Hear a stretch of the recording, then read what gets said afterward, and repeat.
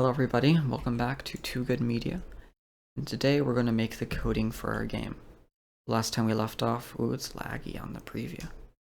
Last time we left off, we were doing the lighting, making high quality shadows, changing around the lighting map levels, making them high quality, and going through all the different UI basics and all those things. So now what we're going to go through is the coding for the game. So to make this easy, we're just going to click on our character. He's right here. And if you notice, there's Edit Blueprint and Add Component. Click Edit Blueprint and open Blueprint Editor. Now put that somewhere. Doesn't really matter, I'm just going to put it right here. So you know it's going to be a yellow compile error. It's actually kind of interesting. Oh, reset VR, we don't need that. Okay. So we don't have any VR devices, so I'm just going to quickly delete that.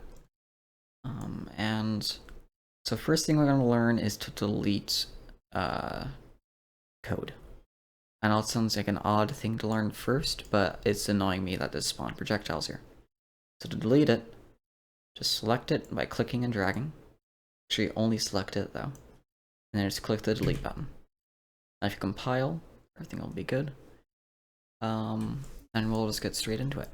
So first thing we need to change, or first thing we're going to do is learn about events. This will activate the line of code, and each of these, as you can see, has an event. It's the red box. So the first event we're going to make is a input action event.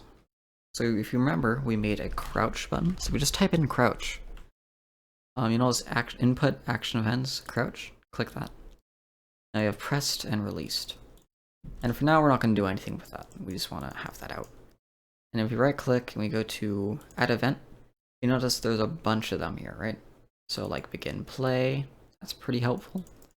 And something like event tick, also really helpful.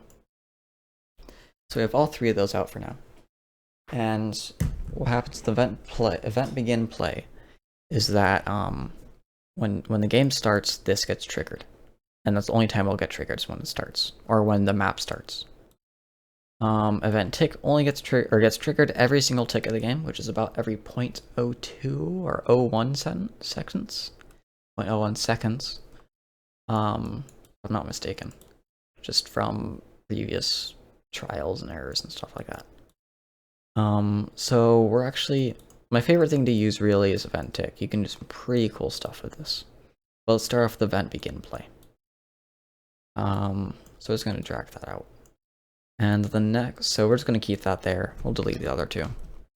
And we're not actually going to use it yet. We just want to have that as our main view. And to scroll in and out, you just drag. And to get this little like input dialog, just right click.